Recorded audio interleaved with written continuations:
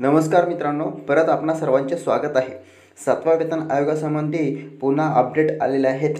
त्रुटीरहित वेतन हे एप्रिलमध्ये मिळणार आहे आणि बक्षीस समितीचा उर्वरित अहवालसुद्धा जानेवारीमध्ये असणार आहे।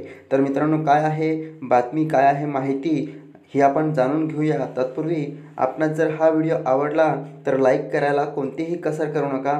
त्याचबरोबर आपण जर आतापर्यंत चॅनलला सबस्क्राईब केलं नसेल तर व्हिडिओ खाली बघा।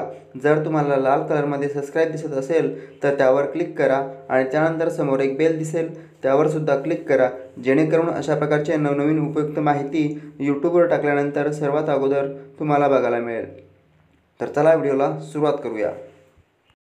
तर मित्रांनो बघा, शेवटपर्यंत माहिती बघा, जेणेकरून तुमचे सर्व प्रश्नांची उत्तरं तुम्हाला मिळतील। राज्य सरकारने अखेर कर्मचारी अधिकाऱ्यांसाठी 7वा वेतन आयोग लागू केला, त्यासाठी मी शासनाचे आभार व्यक्त करतो, असे गर्दीकुलथे यांनी सांगितलेले आहे। मात्र या आयोगाच्या निमित्ताने नेमके काय मिळाले याची माहितीही सर्वांना होणे आवश्यक आहे। 6व्या वेतन आयोगात दिलेले ग्रेड वेतन या आयोगाने बंद केली आहे। आता मॅट्रिक्स प्रणाली आहे। सध्या अधिकारी कर्मचाऱ्यांना 12 वर्षाची पदोन्नतीची वरिष्ठ वेतन श्रेणी आणि 24 वर्षानंतर दुसरी पदोन्नती वेतन श्रेणी मिळते। आता ती केंद्राप्रमाणे 10, 20 आणि 30 वर्षांनी मिळेल। 6व्या वेतन आयोगात वेतन श्रेणीचे 38 टप्पे होते, आता ते 31 असतील।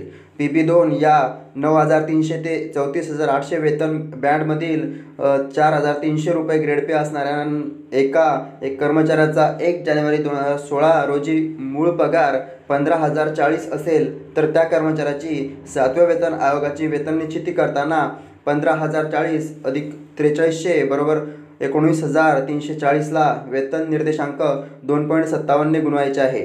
त्याला 3% गुणून येणारी वेतनवाढ 100च्या पटीत करून ती मूळ वेतनात मिळवल्यास 1 जुलै 2016 चे मूळ वेतन निश्चित होईल। 7व्या वेतन आयोगात कर्मचाऱ्यांना जानेवारी 2019 चे मूळ पगार 5,400 अधिक त्यावर 9% महागाई भत्ता म्हणजे 4,986 रुपये अधिक 8% दराने घरभाडे भत्ता म्हणजे 4,432 रुपये प्लस वाहन भत्ता 1,800 रुपये असे एकूण 66,618 रुपये वेतन मिळेल। या कर्मचाऱ्याला जानेवारी 2019 मध्ये 6व्या वेतन आयोगाप्रमाणे मूळ वेतन 16,840 अधिक ग्रेड पे 4300 रुपये अधिक 142% महागाई भत्ता 30,019 रुपये अधिक 10% घरभाडे भत्ता 2,114 रुपये प्लस वाहन भत्ता 400 रुपये असे एकूण 53,673 मिळत होते। वाहन भत्ता ज्यांचा ग्रेड पे 1900 रुपयापर्यंत आहे ते कर्मचारी मोठ्या शहरात असतील तर त्यांना मोठ्या शहरात 1,350 रुपये आणि इतर शहरात 900 रुपये वाहन भत्ता राहील।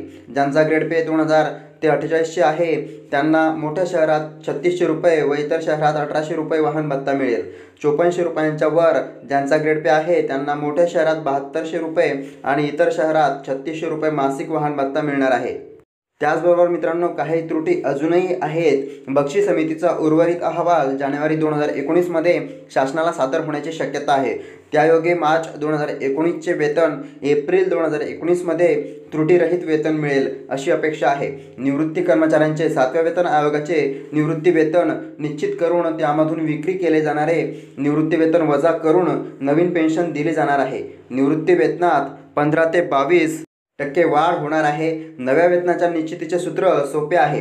जानेवारी 2016 ते डिसेंबर 2018 अखेरच्या 36 महिन्याचा फरक सहजपणे काढता येईल। 6व्या वेतन आयोगात घेतलेले आणि 7व्या वेतन आयोगात घ्यावयाचे दरमहा वेतन काढून त्यामधील महिनावार तफावत काढता येईल व 36 महिन्यांची बेरीज केल्यास थकबाकीचा फरक निघेल। केंद्राच्या धर्तीवर राज्यात वेतन आयोग लागू करताना KP बक्षीस समितीची भूमिका महत्त्वाची होती। त्यांना धन्यवाद। तर मित्रांनो, अशा प्रकारे ही नवीन आणि उपयुक्त माहिती आपणासमोर मी मांडलेली आहे। आपणास जर हा व्हिडिओ आवडला असेल तर लाईक करायला विसरू नका। त्याचबरोबर चॅनलला सुद्धा सबस्क्राईब करा आणि तुमच्या सर्व मित्रांना हा व्हिडिओ शेअर करा। धन्यवाद।